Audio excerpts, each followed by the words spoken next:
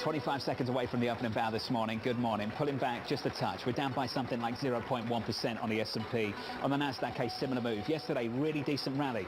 Biggest one-day pop on the Nasdaq going back to the end of August, inspired by a weak ADP report that everyone says they don't care about. Then you get a downside surprise, and apparently everyone cares about it. There's your opening bow. Switch to the board and get to the bond market. This is what happened yesterday. Yields down aggressively. We add to that move, down another 2 or 3 basis points.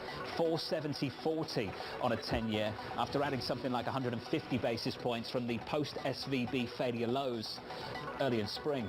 In the FX market, the euro trying to show some strength against the dollar, which has just been absolutely dominant over the last couple of months. 105.27 on that currency pair, up by 0.2%. And look out below on crude. All the talk about triple-digit crude by the end of the year, and here we are back down in the 80s. 82.77, down by 1.7%. Yesterday, the damage done. Severe. Big one-day sell-off, the biggest of the year so far, going back to September of last year. Apparently Cushing, the numbers look a little bit better. Gasoline demand looks a whole lot weaker, and then here we go.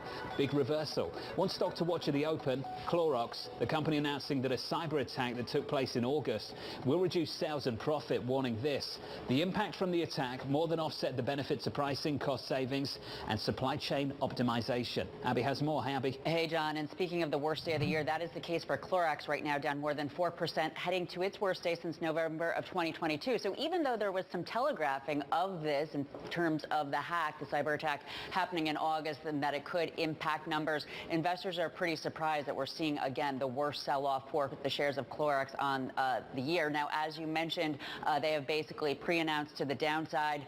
They now see net sales decreasing by 23 to 28%. They're looking for a loss of 35 to 75 cents for the quarter that ended in September. So really a pretty negative issue there, and it's a matter of operations, inventories, supply chains. That is where the supply, the hack really has weighed, that they're not able to have the proper products. And it's thought that Scattered Spider, a group of hackers that were tied to recent cyber attacks on casino companies such as MGM and Caesars, could be a piece of it. Something I'd like to point out here, John, so of course the street is somewhat skeptical on this and cautious on it. This stock on the pandemic, if you recall, everybody wanted to buy Clorox in the time of the pandemic. It rose 66% between the start of the pandemic and the pandemic peak. Well, now it is down about 50% from that pandemic peak. What goes up must come down. Amazing. We're down about 3.9%. Let's call it 4% lower. We've talked about that cyber attack threat for such a long time. It showed up in a pretty unexpected place, I have to say.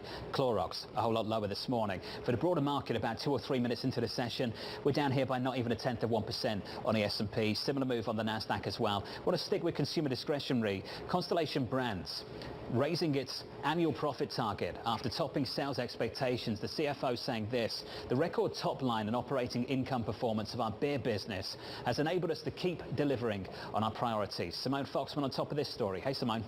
Yeah, John, beer very strong, but we're looking at shares actually down now early in the session, down 2.3%. Even though the company beat comparable earnings per share guidance for the full year, now sees EPS 370 versus 317 year on year. The estimate was 339. Full year guidance beating the average analyst estimate.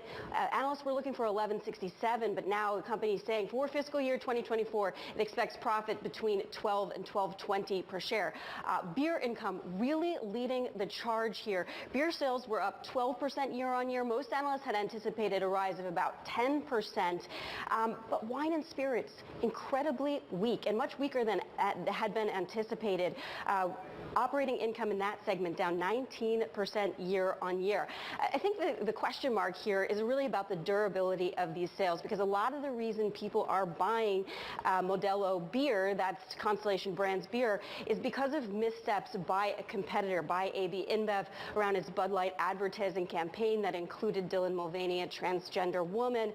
So maybe the question is about durability. Maybe the question is about just the size of those beer sales, considering some analysts likely thought the beer sales sales would be higher, but now we're seeing shares down over 2% this morning. Down over 2% to 243. Simone, thank you. Let's turn to the autos. Rivian announcing plans to issue $1.5 billion in convertible debt and reporting preliminary Q3 revenue. Isabel Lee has the numbers. Hey, Isabel. Hey, John. So these green senior convertible notes due in 2030 are private offerings to qualified institutional buyers. And Rivian also is extending an option for buyers to purchase an additional $225 million. So the bond issuance, of course, could dilute the current shareholders' interest, but Bloomberg Intelligence is saying that the timing makes sense. But this, of course, comes after Rivian has disappointed investors earlier this week when it maintained its full-year guidance of 52,000 battery EV vehicles this year. So Rivian also said it expects revenue in a range of $1.29 billion to $1.33 billion. So that's roughly in line with estimates. So Rivian, like others, has really struggled with supply chain issues as it plays catch-up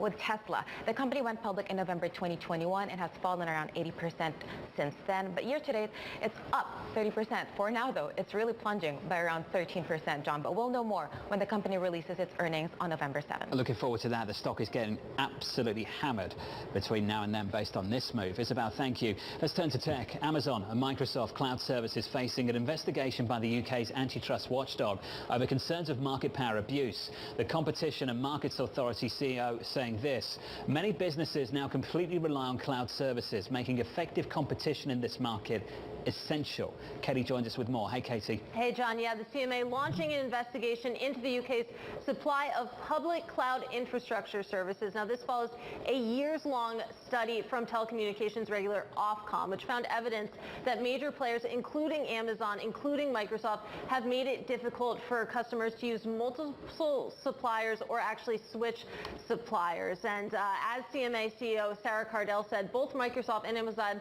they provide increasingly essential remote storage and computing, and currently both of those companies make up between 70 to 80% of the UK cloud market. And now, if significant issues are found by the CMA, they do have the power to impose structural remedies that could include selling off part of their businesses to really improve competition here. But the CMA's market investigations, they typically last around 18 months, John, so we're going to have to wait until about April 2025 or so to actually see that report. 2025 feels like a long way away. Katie, thank you for the update there. Amazon down by 0.8%, Microsoft up by something like 0.4%. The broader equity market about 6 or 7 minutes into the session is almost totally unchanged on the S&P 500. On the Nasdaq 100, it is totally unchanged. Year to date, if you want those figures on the S&P 500, we're still positive by something like 11% on the S&P, and on the Nasdaq up by more than 20. Keeping an eye on the bond market, the losses there absolutely dramatic. On longer dated treasuries, they're approaching 46% since peaking in March of 2020. That's just shy of the 49% decline in US stocks during the dot-com bubble. Joining us now to discuss, PIMCO's Mark Kiesel. Mark, it's been too long. It's good to catch up, sir. Can we talk about those monster unrealized losses, for some people at least, in the treasury market? Mark, have we seen the pain from all of that earlier this spring? Have we left that behind? Jonathan, we think most of the sell-off is overdone. If you look at what's caused treasuries to back up, it's been a strong economy, it's been high inflation, and also chronic deficits, which has led to a supply and demand imbalance in the treasury market. But we really do see three catalysts for lower yields over the next 1 to 2 years. First, nominal growth has peaked, it's slowing. Secondly, inflation has peaked, it's coming down, the Fed is credible. And third, there are rising recession risks. This monetary policy is now restrictive. Importantly, these rates right now, both nominal and real, we haven't seen these, Jonathan, in 16 years. So actually, we think bonds are very attractive here. There's been a very great time right now to move out of equities into bonds. We think you can get basically near equity returns in the bond market. We have not been able to say that in 16 years. So we're quite positive on bonds right now. Mark, when you say in the bond market, credit specifically, treasuries, all of the above, the whole universe? We specifically like shorter maturity, high quality bonds right now. You don't have to extend out the yield curve. You can get basically 6 to 6.5% by focusing on very, very short duration, high quality corporate bonds. Importantly, companies are throwing off significant free cash flow. They're delevering their balance sheets. The opposite is happening at the government, where governments are taking on more debt. Debt to GDP is rising. That's not happening in the corporate bond market. Fundamentals are improving. Companies are using all this excess cash flow to delever, pay down debt. And importantly, at these higher yield levels, you're going to get less supply and more demand. That's not what's happening in the government market, the Treasury market, where you're getting more supply.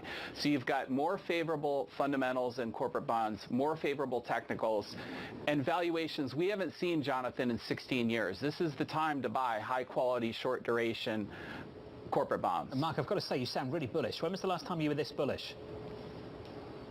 Jonathan, we have not been this bullish in a long time. It literally was back when we had the ring the bell moment, over 3.5 years ago, March 17th of 2020. So we are very bullish on short maturity, high quality investment grade bonds right now. So when I look at spreads, they still look pretty tight. High yield spreads are something like 420, went through 400 in the last few weeks or so. Mark, some people might say that's not wide enough.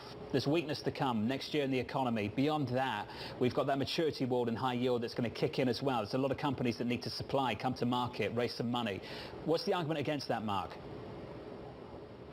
Well, Jonathan, the argument against that is that we've seen unprecedented growth in the economy, and companies have termed out their balance sheets. There's very little short-term debt coming due. If you look at the last year, there were 14 times more upgrades than downgrades. So companies, per my earlier comment, companies' fundamentals have been significantly improving. This is the opposite of the United States government, where fundamentals continue to deteriorate.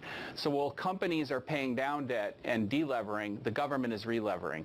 And so basically the credit fundamentals are much stronger for most of these companies than for the government itself in terms of trajectory. Let's talk about favorite sectors right now, Mark. What are they for you? So, Jonathan, we've talked about this over the last year, particularly when you visited us in Newport Beach. Fun. We love fun. Fun is basically what people haven't been doing for 4 years. They're getting on planes. They're staying in those hotels. They're going to Vegas. They're spending money on concerts.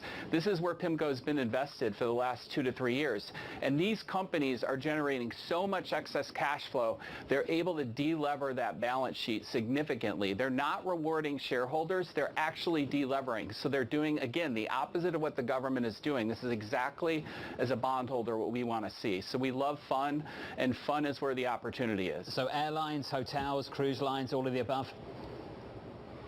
All the above. And in addition, if you look at some of the highest quality American banks today, these companies literally generate 8 to 14 billion of profit a quarter, and you're getting paid now 6 to 6.25 for 5-year maturity bonds. We have not seen this, Jonathan, in 16 years. This is really a huge opportunity. So, Mark, I want to wrap it up. You've said this a few times in this conversation. They're deleveraging. The U.S. government is not. The credit call is super bullish. Mark, what is the Treasury call? Are there deep-seated concerns about where this is heading? So, Jonathan, we think the Fed is close to being done here. The Fed looks a year forward and sees unemployment rate at 4.1. We see unemployment rate going much higher to 4.5 to 5 over the next year. So we do think this slowdown is coming with the economy, and we think you're not going to be able to buy these yields 1 year from now. So now is the time to start extending that maturity wall. Bonds very attractive today. Mark Kiesel, thanks for the update. Mark Kiesel of PIMCO there, super bullish on this bond market. Haven't heard Mark like that for a long, long time. Mark, thank you. The broader equity market just a little bit lower, down 0.25% on the S&P. On the Nasdaq, we're down about 1/3 of 1%. Coming up, the race to replace Speaker McCarthy heating up. It's not just about the person. Both of these folks are honorable men. It's about the plan they have to reduce spending. Congressman Matt Gaetz back in the latest bids from Congressman Jordan Scalise. The latest from Capitol Hill, up next.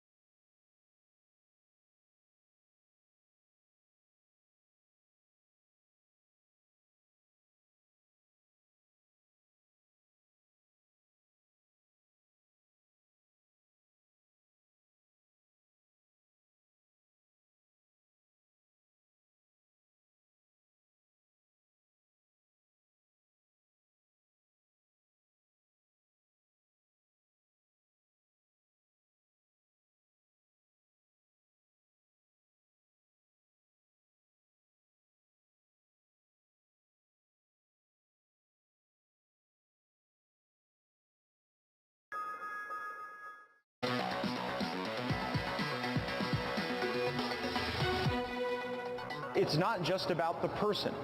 Both of these folks are honorable men. It's about the plan they have to reduce spending. I'm for both of them right now. I'm eager to hear their plans and their vision. But if the House of Representatives goes from the stewardship of Kevin McCarthy to either the stewardship of Jim Jordan or Steve Scalise, that's going to come to the delight of many conservatives.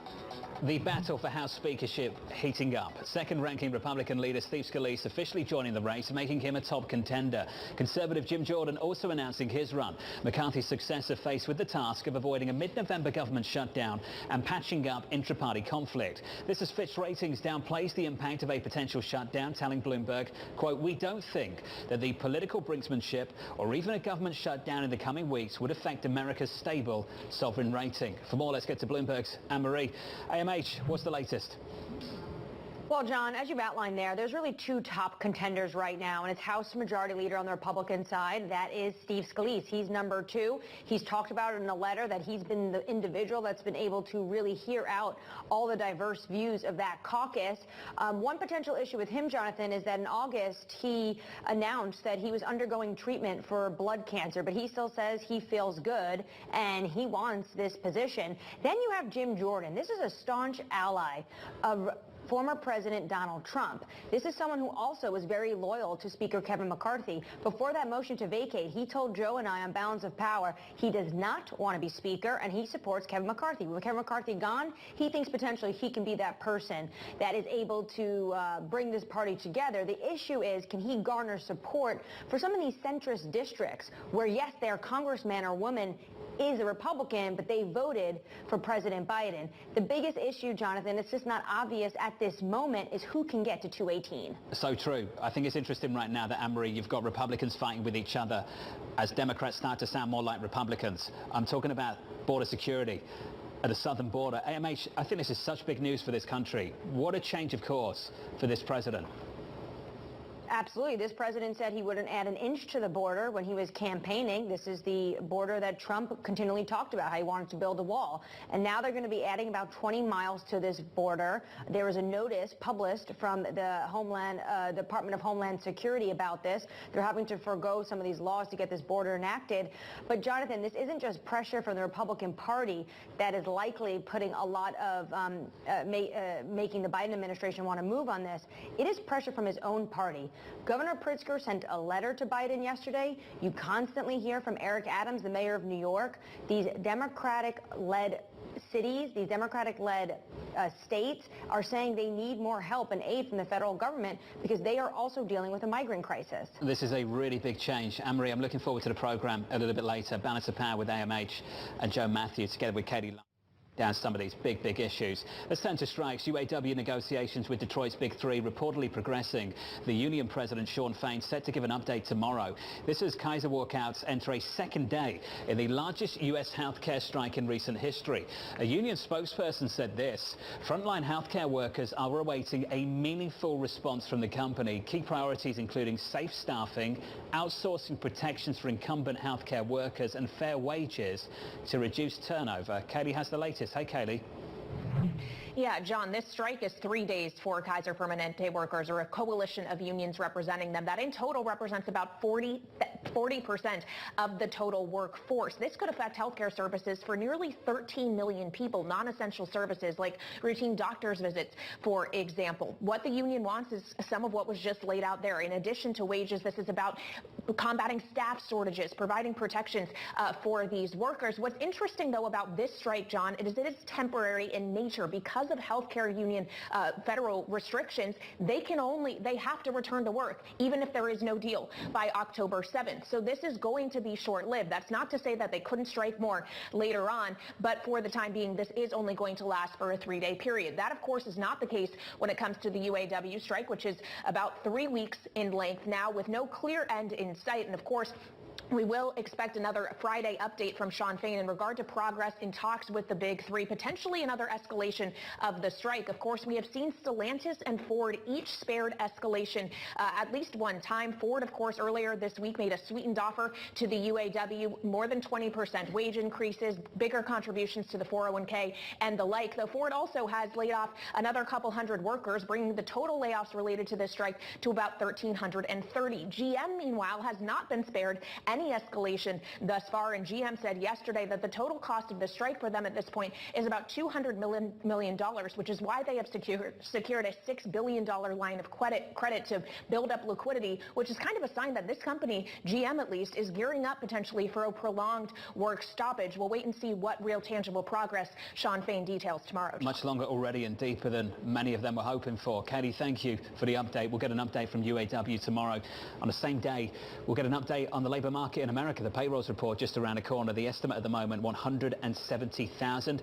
The previous number, 187. Let's get you an update on this equity market right now. We are about 22 minutes into the session on the equity market, pulling back by about 1/3 of 1% on the S&P, down by about 0.5 on the NASDAQ with the sector price action. Here's Abby. The sector composition, John, looks a lot more bearish than that relatively modest decline. 10 of the 11 S&P 500 sectors are lower, led by energy, communication services, discretionary utilities, kind of flipping around down there, down more than 0.5%. The one sector higher is healthcare, up about 0.5%. We've been talking about energy, and I really love the fact that you're pointing out that yesterday's decline for oil was the biggest in September of last year. If we take a look at the last 5 days for oil and two of the different energy sectors, we're going to see a bit of red on the screen here. There's New York crude down 9.4% in just 1 week. The service equipment sector down 10.3%, and there's the energy sector down 7.83%. This, of course, is the dollar is rising, and there were some stronger inventories for oil yesterday, John. What a difficult week it's been for everything associated with energy. Abby, thanks for that. Coming up, your trading diary, looking ahead to all the events to get you to the weekend, and out the other side from New York, this is Bloomberg.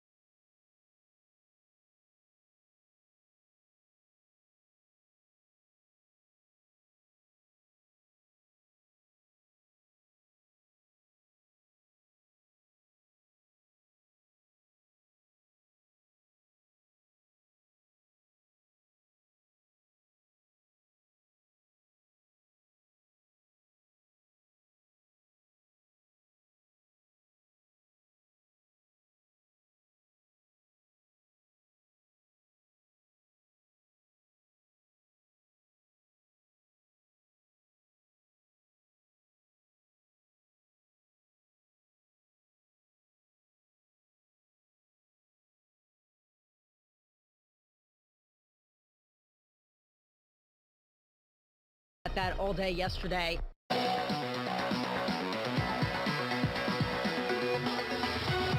25 minutes into the session, pulling back just a touch here on the S&P by 0.2%. As the price action, here's your trading diary. The events you need to look for through the next 24 hours or so.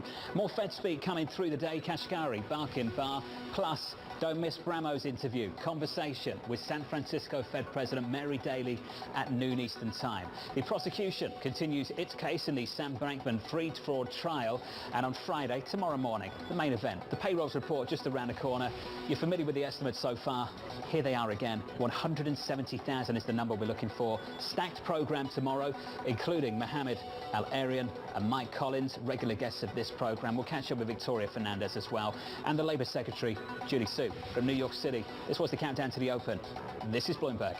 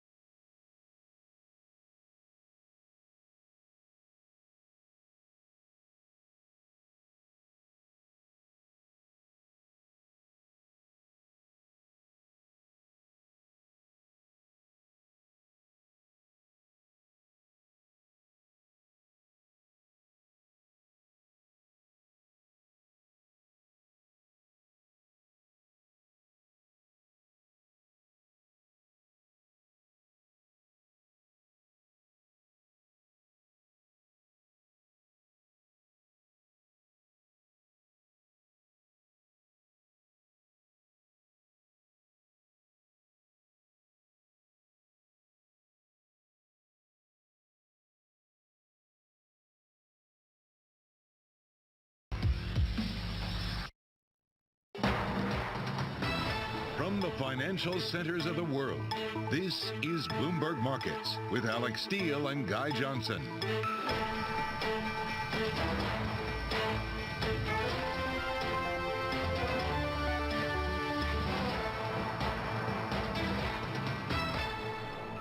It is 30 minutes into the U.S. trading day, Thursday, October 5th. Here are the top market stories we're following for you at this hour. The cure for high yield. So Barclays says the only thing that stops the bond sell-off is a stock crash. We're going to weigh some of those options. Could it be oil? So prices crater 6% in about 2 days, falls below the 50-day moving average. We'll check that out. Could it be jobs? Claims tick up slightly. We're seeing some buying coming to the front end of the bond market. We're going to see if Jobs Friday now has the right medicine for the bond market. From New York, I'm Alex Steele with my co-host in London, Guy Johnson. Welcome to Bloomberg Markets. I appreciate that the front end yields are coming down a little bit, but we are still pretty sticky with the volatility that we've seen in the bond market over the last few weeks. Absolutely. Maybe a little pause, but we don't know where we go from here, I think is the key question. I think to try and kind of figure out what happens next, Alex, we need to understand why we've seen what we've seen. So why are yields higher? Is it because of inflation? I think most people have discounted that. Is it because there are more sellers than buyers? Maybe not more sellers than buyers. Maybe there's just more supply. Yeah. Maybe that's the government question, that deficit question. Is it because of the fact that foreign buyers aren't taking up as much? You can go on and on and on. I keep asking this question, why are yields going higher? And nobody has a clear answer. So in order to maybe figure out what brings them lower, maybe we need to figure out what's taking them higher. Yeah, you know, didn't you make fun of my question of the day last week when I asked about term premium? You were in Lisbon. Yep. I think you made fun of me, but yet I feel like now it's really important. Yeah, maybe it's just the R-star setting higher is another factor as well. I remember you getting far into the weeds. This is what happens when I leave you alone. You get far into the weeds, things like crack spreads come up, and it goes downhill pretty fast from there. Anyway. It's a good job I'm here today, so we'll try and avoid some of that happening. But our question of the day is a fairly straightforward one. What brings bond yields back down?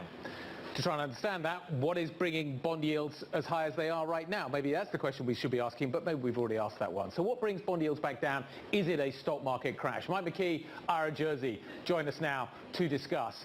Ira, what brings yields back down?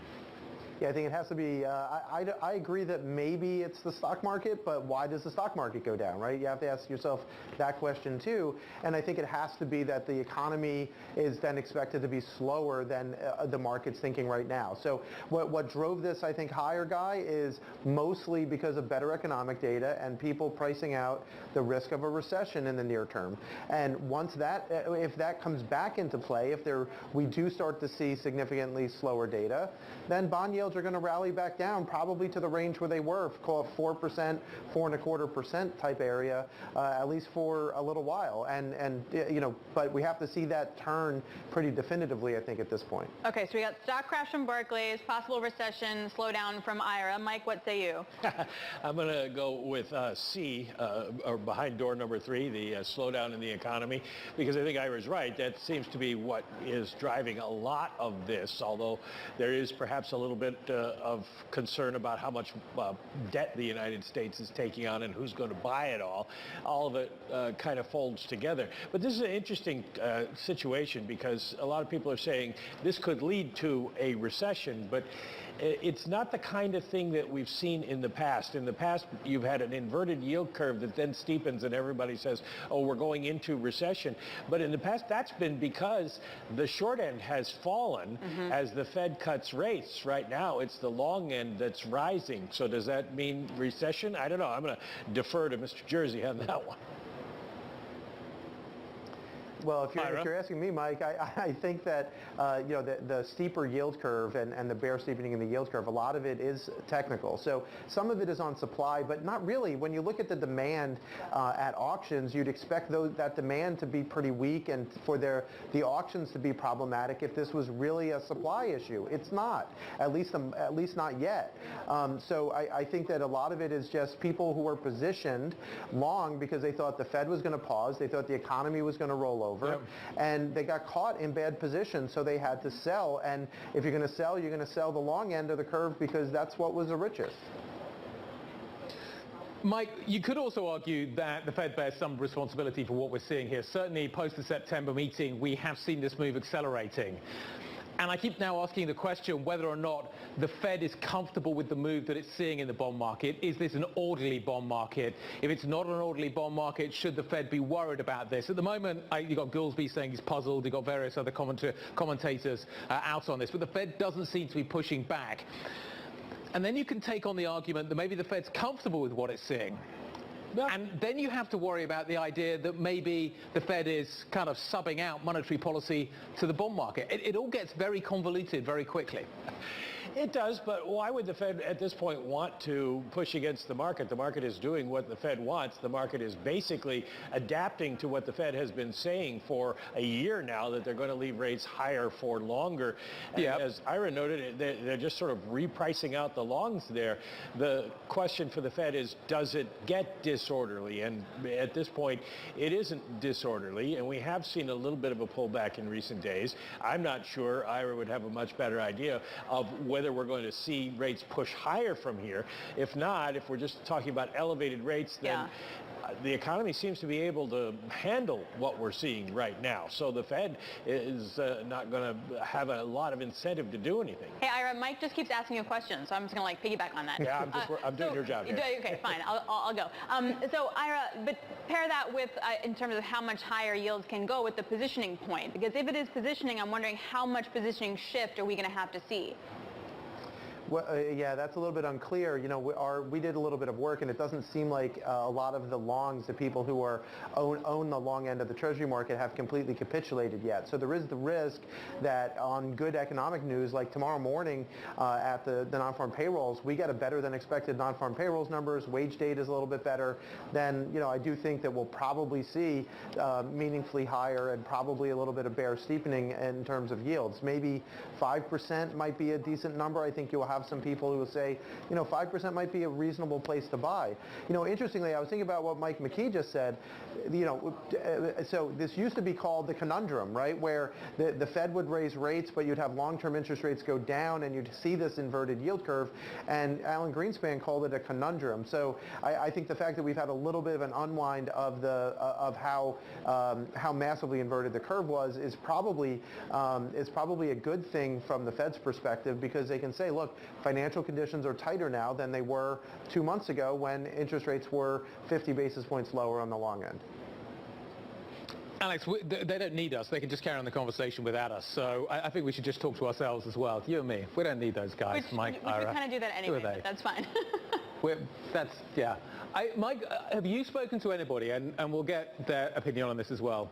I am concerned that I'm speaking to a lot of people at the moment who don't seem, Alex, to have a good idea of what is happening here. Now, the four of us, we can all come up with lots of different opinions, but why are we seeing what we're seeing doesn't seem to have been nailed down. So to come back to the question, what brings yields back down again? Is it something that we're not thinking about? We've got all these different opinions out there. We've got all these different ideas. Nobody seems to have a clearly defined answer. I'm wondering if, just to come back to this issue of orderly markets, how close to a disorderly market do you think we are if nobody knows what's happening? Which one of us are you Mike, asking? He's going to Mike. That was to you, Alex. Alex Steele, this is me talking to you. Oh. Okay. No, I said don't think you. He's being clear. Okay, disorderly market. I have no idea. Mike, what do you think? There you go. At this point, I think Guy's right. There are a lot of different explanations and threads that people are pulling on to try to figure out what's going on. But this is a situation, I think, where you look at Occam's razor, and Ira's right. The simplest explanation is probably the best, that people are repositioning now for a different kind of economy, at least one that the Fed did not foresee and did not forecast the strength in the economy. But for the Fed, that's okay. The question I get back to, and we'll have to see, and we may not see a lot of movement for a while, is can the economy withstand it? If it does, if it slows but doesn't crash, that's what the Fed wants. So they're not going to be making a difference. Maybe people run out of reasons to sell treasuries, but at this point, I don't see the Fed doing anything to change it. Okay, Ira, disorderly, what does it look like? Yeah, Has it happened? It's been reasonably orderly. This is not unusual for the bond market where you get moves of 30, 40, 50 basis points and then you fall into a range for a long period of time. You get used to the market not being volatile, and then something shifts where it's expectations usually for the economy that does it, and you wind up getting another 40 or 50 basis point move one way or the other and find a new range. So I don't think that this is particularly unusual. That being said, liquidity has been challenged at different points in time where liquidity seems fine, numbers come out and suddenly no one wants to trade, so you get these jumps in the market. You even saw that this morning with the jobless claims numbers, where you got a 5 basis point sell-off basically on data that was pretty close to expectations. Yep. I go back to Canada on Tuesday, like one headline, 22-bit move. All right, guys, thanks a lot. Bloomberg's Michael McKee and Ira Jersey. That was really fun. Bloomberg Intelligence. Coming up, more insight into the question of the day, what brings bond yields down? We're going to talk to Bob Savage, head of market strategy and insights at BNY Mellon next. This is Bloomberg.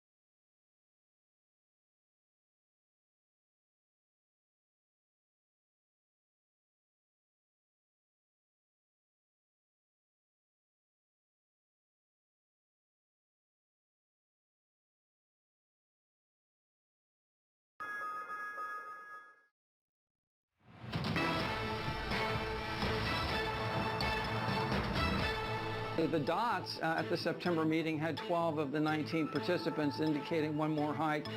I'm less of that view now. I think given that, as I said, the bond market can do some of the Fed's job for it, you know, if even some of this recent increase were to stick, I think the Fed could well be done.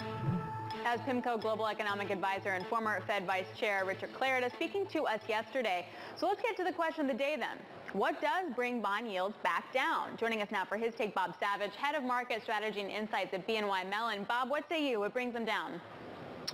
I think the only thing that's going to really cap the market is if we get bad economic data that justifies a shift in view that the Fed is wrong, that we're not going to have a soft landing, but we'll have a recession.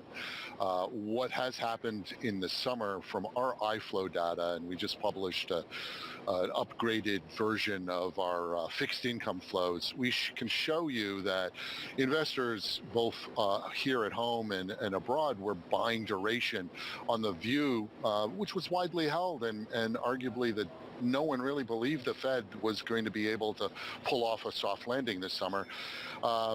They come out, the data comes out, and this has been changed. So we have people that are offsides, and until they're flat or actually perhaps short bonds, maybe this isn't going to be done.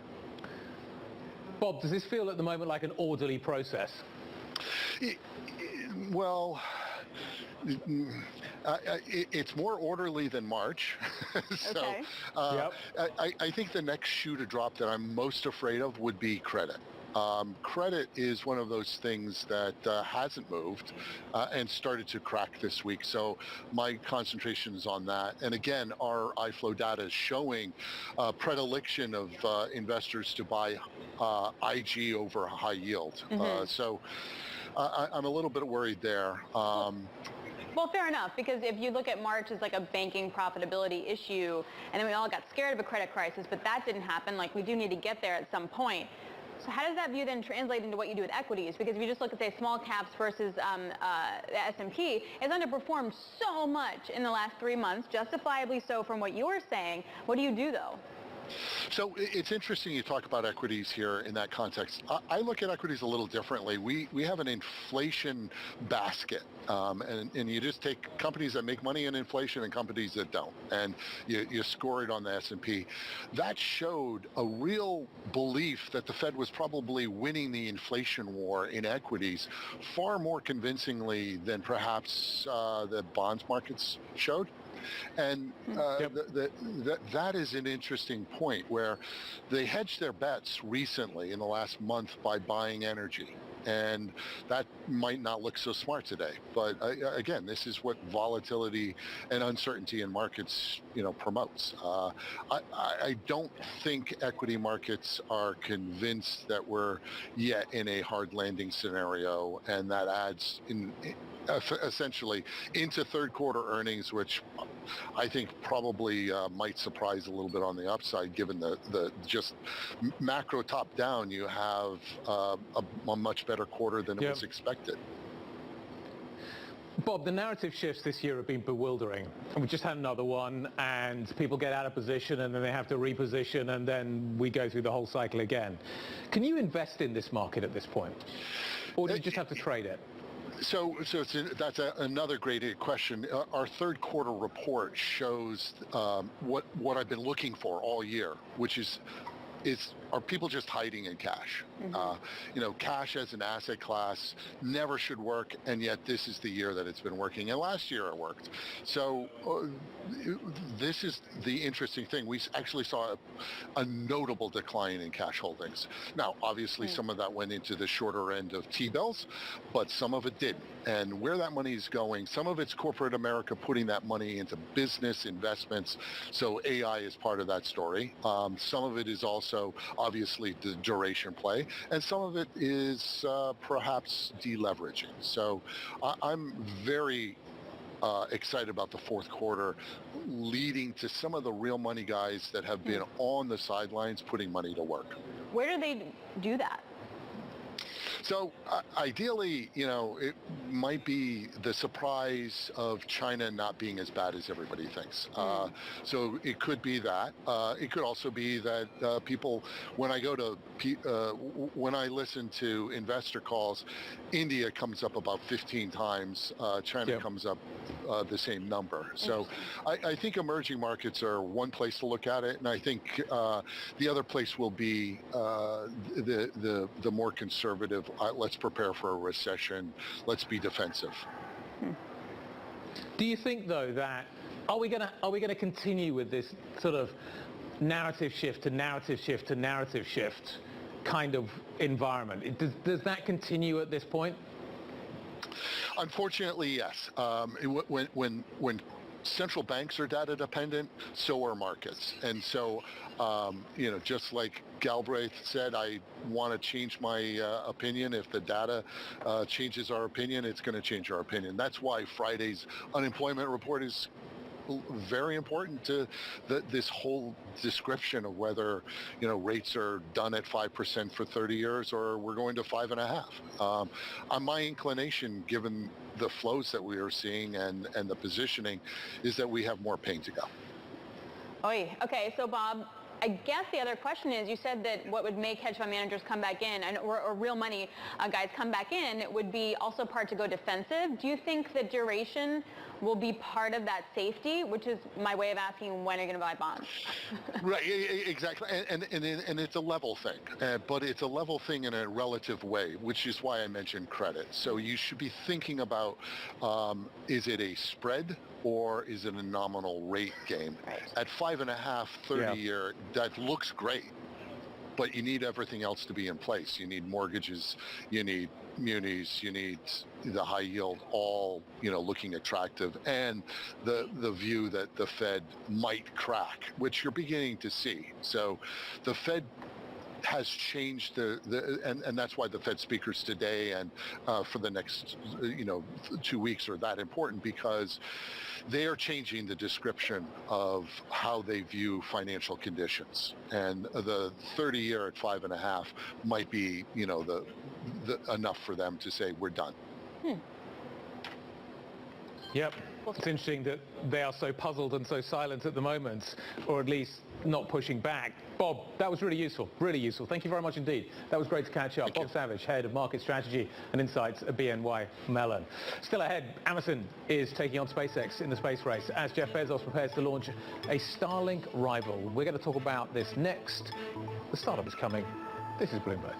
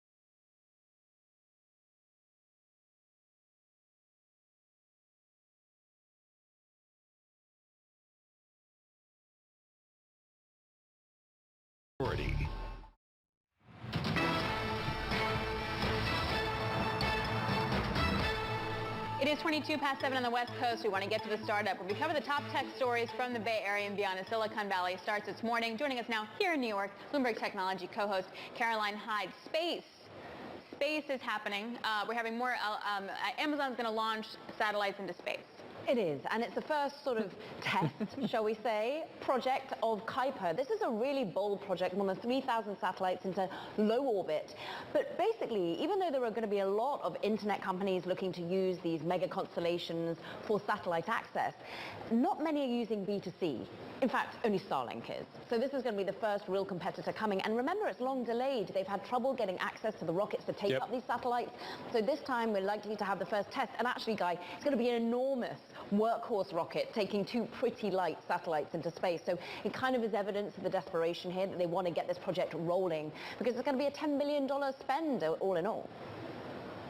space. Yeah, Alex really nailed it there with the intro. I thought, yeah, she really kind of... Please, thank you. I was waiting for that. The details here are important. Yeah, the final front. What's the gap between Bezos and Musk?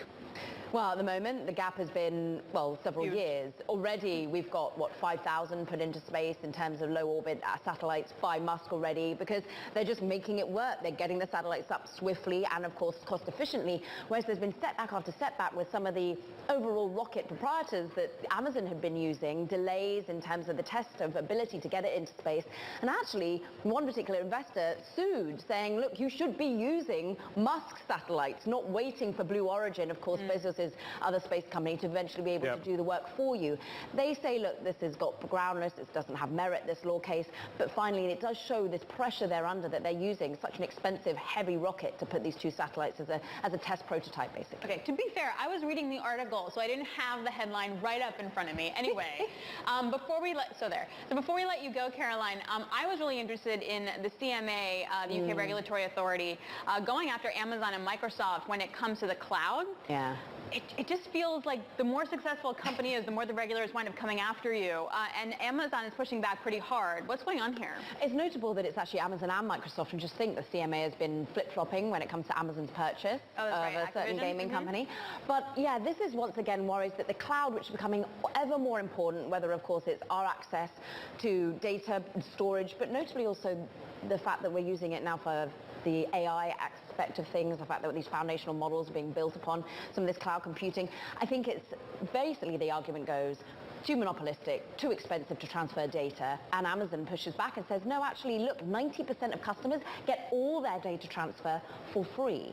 Now, the CMA says, look, actually, if you pull apart that, look between the leaves, you're actually seeing that actually the bigger use of these cloud compute are actually having to pay, and 5 to 10 times more than some of the smaller players. Basically, is this affecting innovation? Microsoft, of course, is also being analyzed by Europe, by Germany in this particular space as well. So cloud computing, it is owned by a few key companies, and once again, that's becoming ever more important, Guy. And European regulators appear to be at the vanguard of pushing back. It's fascinating to see this playing out once again. Caroline, looking forward to the show a little bit later on space. I'm sure there's going to be some great coverage of space. Actually, I think that probably is true.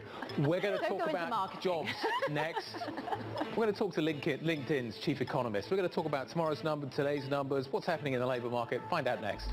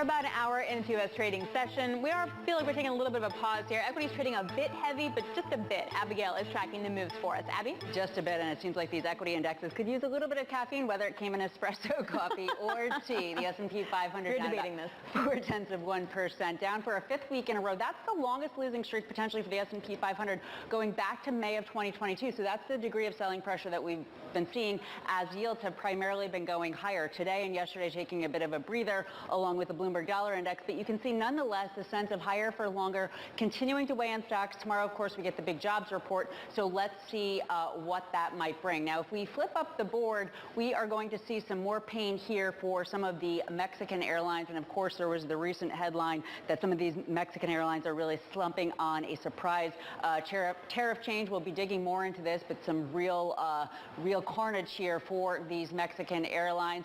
Relative to the S&P 500 over the last few months, well, it has been pretty brutal. September, of course, was the worst of the year. Third quarter was the worst quarter of the year. Here's what we're looking at over the last 2 months. So the S&P 500, that doesn't seem so bad, but it is down 5.2%, still above the 200-day moving average. Will it follow the equal weighted index and the Russell 2000 below that mark of the long-term buyers? It seems likely. Right now, it's not happening, and you can see real estate and utilities, these rate-sensitive sectors, because those dividends, they just don't look as attractive as yields go higher and offer another opportunity for investors to have a safe income stream. If we dig into the S&P 500 just a little bit more, we are going to see that the breadth, that this decline, because it's taken some time, that the breadth is not so great. So here is the S&P 500 recently. Here is the breadth. And right now, my gosh, we only have, I believe this is what I'm looking at, Guy, that about 10% of nearly 90% of the S&P 500 members are below the 50-day moving average, or put another way, just 10% are above that. So kind of brutal. Yeah, definitely is. It does feel like the jobs market is going to be moving that needle tomorrow. Thank you so much, Abigail. Well, speaking of, U.S. applications for jobless benefits inch up a little bit, but layoffs remain historically low. And so we go to the jobs data tomorrow. For more on what to expect, we're joined now by Karen Kimbrough, a LinkedIn chief economist. All right, there you see the estimates, right? We're looking at 170,000 jobs overall, the unemployment rate 3.7%. What's on your list? What do you see? Yeah, so what we're seeing right now is that employers are still hiring. The labor market is cooling, but they're hiring in a really careful, cautious, intentional way. It's not what we remember from 2022, where they pretty much everyone who wanted a job could find one. So while the labor market is strong, we're expecting that probably numbers are going to come in around 200,000, give or take. That's a little bit above consensus.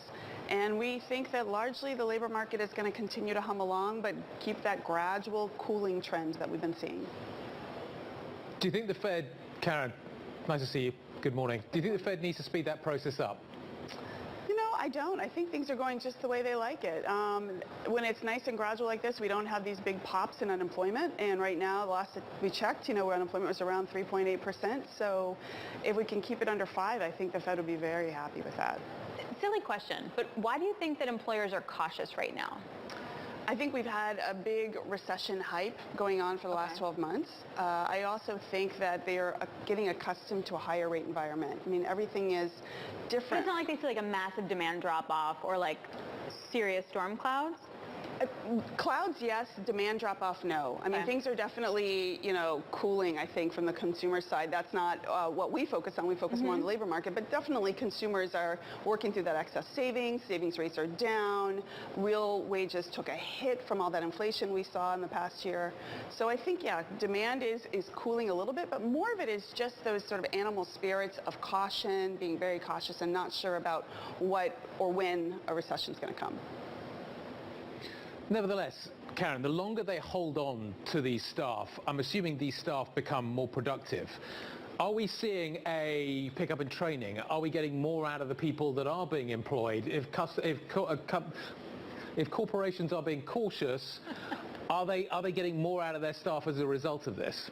Absolutely. I mean, this is the focus, the year of efficiency and productivity, and they're even looking into things like AI. How can we use the power of AI to enhance productivity and worker efficiency? And that's something that we've also been focusing on in our own work. So I absolutely think that productivity could be, picking up from here, and that's actually something that we're expecting to see. What would be the impact? First of all, Guy, I need some more coffee or tea. Don't know. What would be the impact of that? Because I'm wondering, when you're taking a look at the postings, are we seeing a lot of job switching still happening, and what the pay rise is? Or is that increase in productivity enough to kind of not need that? Yeah, I think it would be great if we saw more job switching. I'll tell you that. It does look a little bit like things are, there's less momentum now. People are definitely staying put. You've seen the quits rates data that's come in. It's still low. From our own data, we see people changing jobs a lot less than before. They're definitely staying put, which is usually a sign that employers are cautious. And by the way, workers are cautious. And by the way, we're also seeing a lot about just labor hoarding. This concept of like employers, yeah, they're not hiring as much as they were, but they're also not looking to shed labor. They want to hold on to it. They want to invest in it, train it, and make it more productive, Guy, as you were saying.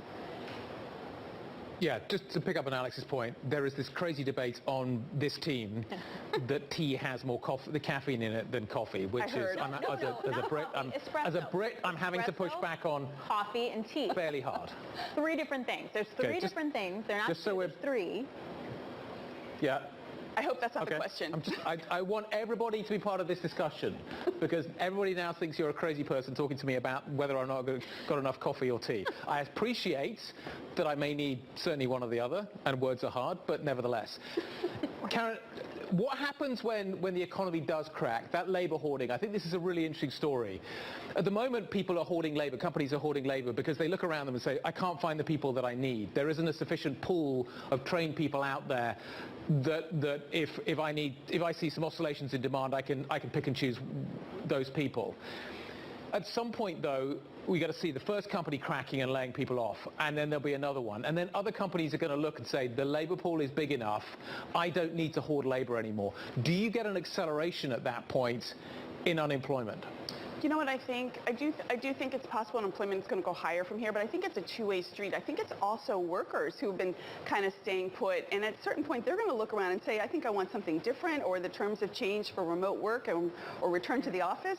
And so I think we're going to see people both dislodging themselves and creating vacancies that employers need to fill, and also employers who are going to start to say, well, maybe I'm not going to backfill, or maybe I will backfill, but I'm looking for different skills, because they're focused increasingly on what are the skills the workers are bringing. I love that you brought up the return to office, because I have been wondering, now that employers are kind of cracking down on that, are you seeing a shift in current workers kind of looking for that job that lets them work from home all the time, and that's going to kind of create more churn? Yeah, absolutely. So what we're seeing is that workers and job applicants are absolutely still voting in preference of remote work. About 40% of all the applications on our platform are going to remote work, but only about 10% of the actual jobs on our platform offer remote. So employers are scaling back the availability of remote. They would love to see people hybrid or full-time back in, but what applicants really like that flexibility and the autonomy that remote gives you, a little control over your day. Try booking a meeting on a Monday. That's been a tough experience recently. Let's or put a it Friday. that way. Or a Friday, that's what I said. Or a Friday. Or a Friday. Those are the bookends, that's right. Yeah, Tuesday, Wednesday, Thursday, you're good to go. Monday, Friday, not so much. Karen Kimbrough of LinkedIn, thank you very much. That was really useful. Thank you very much indeed. Coming up, we're going to talk about the subject du jour, not yields, Ozempic.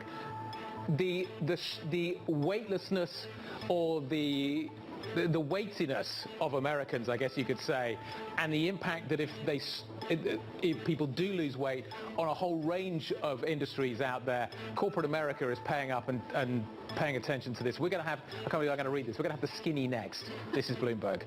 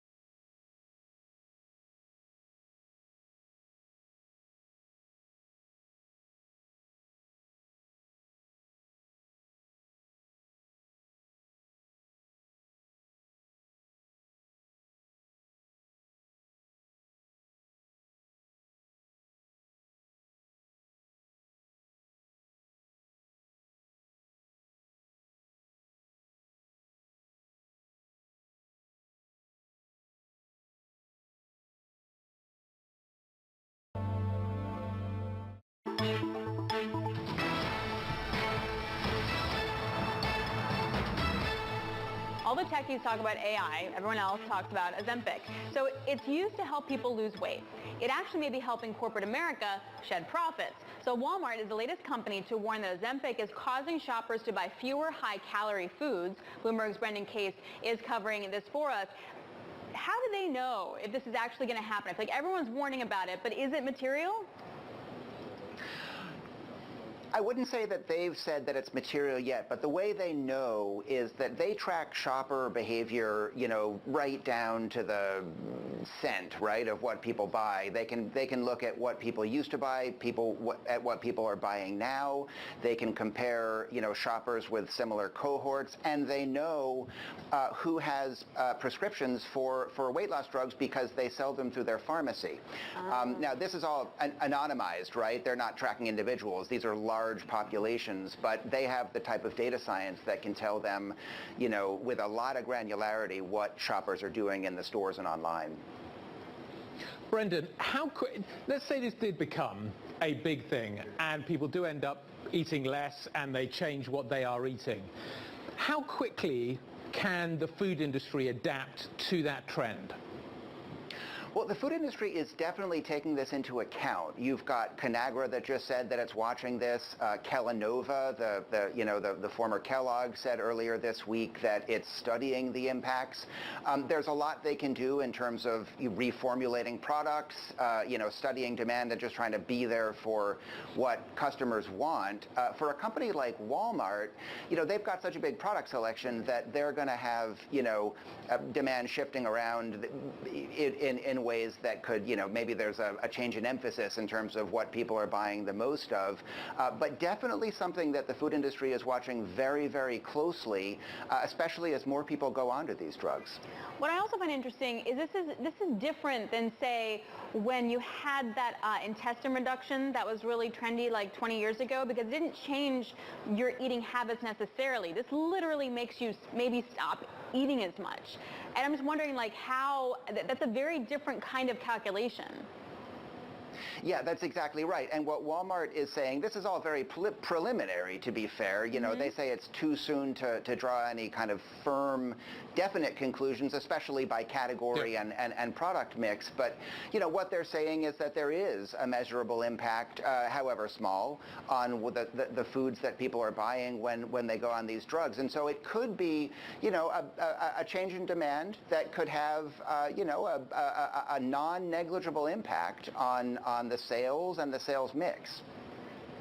Yeah. And you wonder on the margins as well. I think the mix is really important. Maybe just people, they're not going to save this money necessarily. They could just spend it elsewhere, and that's how the industry adapts and maybe actually ends up delivering higher margin products. Brendan, thank you very much indeed. That sets us up really nicely. That's kind of what is being talked about.